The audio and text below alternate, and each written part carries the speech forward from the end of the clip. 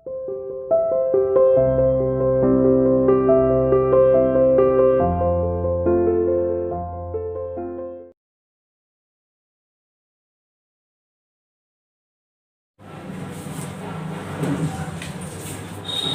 everyone, welcome to CR International Online Classes. How are you beta? Hope you are all fine and you are doing your work neat and clean. Students, हम video आपके पास send करते हैं, वो आपको watch करनी है और अच्छे से, क्योंकि उसी के द्वारा आप चैप्टर को रीड कर पा रहे हो और उन वीडियो को आप अच्छे से जितना हो सके उतना अच्छे से देखें, उसको वॉच करें, फॉर्मेलिटी ना करें। आज का जो टॉपिक है, today we will discussion about the poem number 2। The poem name is geography lesson. Geography lesson, जैसा कि नाम से पता चलता है, ज्योग्राफी एक भूगोल के बारे में है। जो धरती है और जो हमारी पृथ्वी है, उसके ऊपर जो खेत हैं, पेड़ पौधे हैं, मकान हैं, सड़क हैं, उसके बारे में डिस्क्राइब किया गया है। पर क्या बताया गया है इसके अंदर, ये हम देखेंगे। इसके अंदर बताया गया है कि जो पोएट है वो जब भी, यानी कि जब वो यात्रा करता है प्लेन के अंदर, जब वो उड़ता है तो वह जो धरती है जब उसको देखता है तो उसे कैसी दिखाई देती है, और जैसे ही उसकी जो उड़ान है वो ऊपर उठती है, यानी कि जैसे ही वो और आकाश में ऊपर चढ़ता है उसका प्लेन, तो वो जो पृथ्वी को जब देखता है तो वहाँ से वो पृथ्वी उसे कैसी दिखाई देती है, जो पृथ्वी का जो एरिया है, जो दायरा है, जो वहाँ पर उसे जो कुछ दिखाई देता है वो कैसा दिखाई देता है, उसके बारे में डिस्क्राइब किया गया है। पोएम का फर्स्ट स्टैंजा मैंने लिखा हुआ है, इसके बारे में हम पढ़ रहे हैं। पहले उसने इससे पहले कुछ लाइनें दी गई हैं ऊपर पोएम के स्टार्ट होने से पहले। Can you imagine what your city will look like if you so it from 10,000 feet above the ground. क्या आप कल्पना कर सकते हैं कि आपका शहर कैसा दिखाई देगा यदि आप इसे जमीन से 10,000 फीट ऊपर देखो।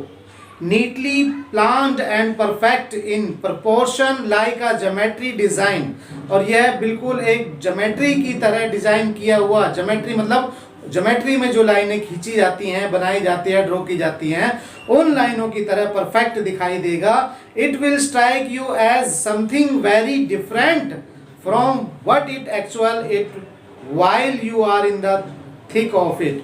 परंतु जब आप अपने इसके घनेपन को देखेंगे, यानी कि जब इसको एक इकट्ठा हुआ बल्क में देखेंगे, जैसे एरोप्लेन ऊपर जाएगा, नीचे जब वो फैली हुई आकृति थी, फैली हुई जो जगह थी, वो कैसी दिखाई देती है, वो जब एक दूसरे के ऊपर घर चढ़े हुए एक दूसरे के नज़दीक आए हुए दिखाई देते हैं, तो उसी के बारे में बताया हुआ है।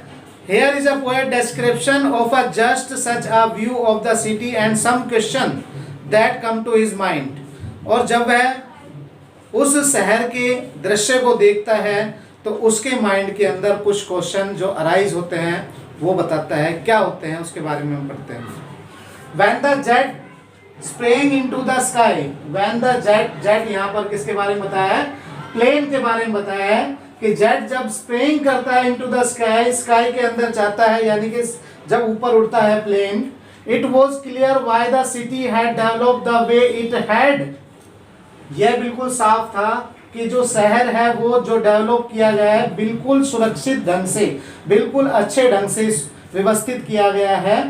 It scaled 6 inches to the mile, और ऐसा मुझे कब दिखाई देता है, जब मेरा प्लेन 6 इंच ऊपर जाता है, 6 इंच ऊपर ही उठता है, यानी कि थोड़ी ऊंचाई पर जाता है, तो ऐसे लगता है जो शहर है बिल्कुल व्यवस्थित ढंग से बनाया हुआ है।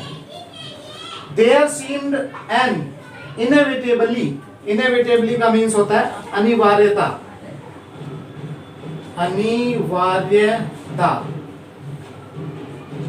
इनएविटेबली, और ऐसे लगता है, ऐसे देखने में लगता है कि ये जो शहर बनाया गया है वो उसकी अनिवार्यता थी, मतलब जरूरी था वो।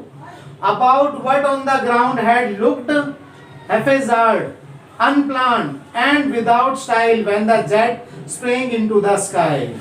अब वो क्या कहता है कि जैसे ही स्प्रेइंग करता है जेट, आकाश में जाता है, तो ऐसे लगने लग जाता है। हैफेजार्ड का मीन्स होता है योजनाहीन। योजनाहीन।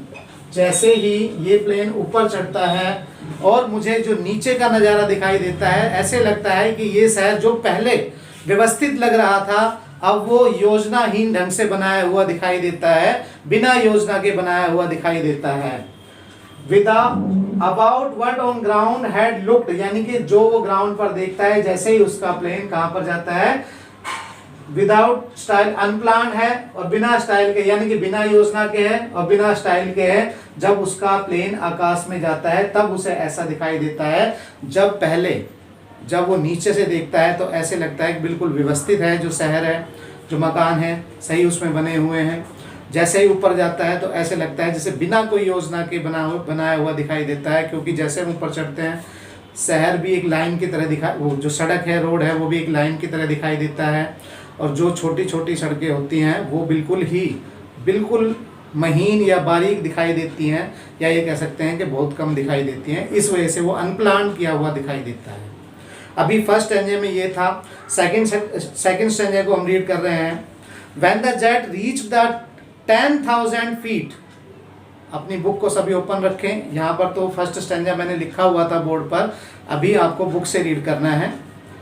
When the jet reached 10,000 feet, और जैसे ही जो जेट है वो 10,000 फीट पर जाता है, it was clear why the country had cities where the rivers run. It was clear, ये क्लियर हो गया था, why the country had cities, के कंट्री में जो शहर है, the rivers ran and why the valley were populated, जो नदियां हैं और जो वैली हैं यानी कि घाटियां हैं वो पॉपुलेटेड है, यानी कि घाटियों के पास, नदियों के पास लोग बसे हुए हैं, ज़्यादा से ज़्यादा लोग रह रहे हैं। The logic of geography that land and water attract man, और इससे ये पता चलता है कि जो हमेशा से ही पृथ्वी है, पानी है, वैली है, यानी कि जो जहाँ पर मनुष्य को ये सुविधाएं मिलती हैं पीने के पानी की, जो जैसे वैली पर रहते हैं तो वहाँ पर खाने पीने की चीज़ें बहुत सारी मिल जाती हैं, तो वो चीज़ें अट्रैक्ट करती है, इसलिए पॉपुलेशन वहाँ पर होती है। वॉज क्लियर्ड डेलिनिएटेड का मीन्स होता है दिखाया गया। When the jet reached 10,000 feet, और जैसे ही जब जेट होता है, प्लेन होता है, जैसे ही 10,000 फीट पर जाता है तो वो चीज़ें उसे अट्रैक्ट करती हैं, जैसे वैली हुई, नदियाँ हुई, ये चीज़ें उसे अट्रैक्ट करती हैं। और उसे पता चलता है कि ये जो यहाँ पर नदियाँ हैं, वैली हैं, वहाँ पर लोग क्यों बसे हुए हैं, क्योंकि ये चीज़ें मनुष्य को हमेशा से ही आकर्षित करती हैं। यहाँ पर जो वर्ड आए हैं वैली का मीन्स होता है घाटी, और डेलिनिएटेड का मीन्स होता है दिखाया गया। डेलिनिएटेड का मीन्स होता है दिखाया गया, और जेट का मैंने बता ही दिया आपको, प्लेन होता है। Now the last stanza of this poem. When the jet rose 6 miles high, अभी तो 10,000 फीट पर था और अब इससे भी ज्यादा ऊपर बढ़ गया है। It was clear the earth was round, ये तो बिल्कुल साफ हो गया था कि यहां से पृथ्वी कैसी दिखाई देती है, राउंड दिखाई देती है, गोल दिखाई देती है। And that it had more sea than land, और लैंड यानी कि जमीन की जगह की जगह क्या दिखाई देता है, समुद्र दिखाई देता है, पानी दिखाई देता है। और वैसे भी हम जानते हैं कि 70% जो हमारी पृथ्वी है उस पर पानी है। But it was difficult to understand, परंतु सभी चीज़ें मेरी क्लियर हो गई। जैसे मैं ऊपर गया, आसमान में गया, कि ये जो वैली है, ये घाटी है, क्यों पॉपुलेटेड है, यहाँ पर लोग क्यों बसे हुए हैं, और जो जैसे जो नीचे जब मेरा प्लेन था तो ये ऐसे लगता था शहर ये व्यवस्थित है, अच्छी तरह से बसा हुआ है, पर जैसे ऊपर जाता हूँ तो मुझे लगता है जैसे अनप्लान्ड है, बिना कोई योजना के बनाया हुआ है। पर सभी चीज़ें अब मेरी क्लियर हो जाती हैं, सभी चीज़ें मुझे अब बिल्कुल जो डाउट में थी वो सही लगने लगती हैं या क्लियर हो जाती हैं। परंतु it was difficult to understand that, परंतु ये बताना बड़ा मुश्किल है। The man on the earth found causes to hate each other, परंतु ये मुझे समझ में नहीं आता है कि मनुष्य एक दूसरे से नफरत क्यों करता है। To build walls across cities and to kill, और एक दूसरे की जैसे शहर को बनाने के लिए दीवारें, बॉर्डर बना दिए जाते हैं और लोग एक दूसरे को क्यों मारते हैं, ये चीज़ मुझे समझ में नहीं आती है। Walls across cities and to kill from that height it was not clear why. उस हाइट से मुझे सारी चीजें क्लियर हो गई, परंतु ये चीज मुझे अब भी क्लियर नहीं हुई कि मनुष्य एक दूसरे से नफरत क्यों करता है, एक दूसरे को क्यों मारता है। तो बेटा इसके अंदर जो वर्ड्स आए हैं वो आप अपनी नोटबुक के उस बुक के ऊपर जब जैसे रीड कर रहे हैं उसको वहीं पर ही मेंशन करना, ताकि आपको क्लियर हो जाए और पढ़ते हुए उन लाइनों की हिंदी आसानी से पता लग जाए। डेवलप विकसित है इसका मीनिंग, और सीम्ड दिखाई देना, प्रतीत होना, इनवेटिवली अनिवार्यता है, हैफेजार्ड योजनाहीन है, और अनप्लान्ड बिना योजना के ये भी हैफेजार्ड अव्यवस्थित कह सकते हैं, बिना योजना के। डेलिनिएटेड और दिया गया है इसमें, और डेलिनिएटेड का मीन्स होता है दिखाया गया। डेलिनिएटेड दिखाया गया, दर्शाया गया, दिखाया गया या दर्शाया गया।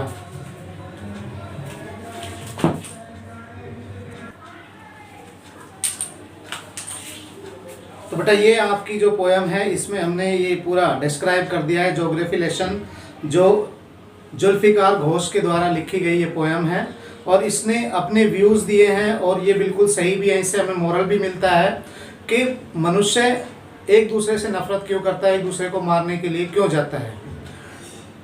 अब इसमें जो वर्ड मीनिंग है वो एज इट इज़ आप अपनी बुक के ऊपर ही मेंशन करेंगे, और इसमें अभी हम क्वेश्चन आंसर नहीं कर रहे हैं क्योंकि इसमें क्वेश्चन आंसर नहीं है, सिर्फ फाइंड आउट करने के लिए आपको वैसे ही इन बिटवीन क्वेश्चन आपसे पूछे जाएंगे जब भी आपका कोई एग्जाम होगा या आपकी ऑनलाइन क्लास होगी। जैसे इसमें दिए हुए हैं ये ऐसे नहीं है कि हमें लिखने की नीड हो, क्योंकि कोई भी क्वेश्चन में जैसे पैराग्राफ इसके अंदर से आता है, और पैराग्राफ के अंदर यानी कि स्टैंजा आपको दे दिया होगा और इसमें से ही क्वेश्चन आपसे पुट किए जाएंगे, और वो क्वेश्चन हमारे किसी भी तरह से हो सकते हैं।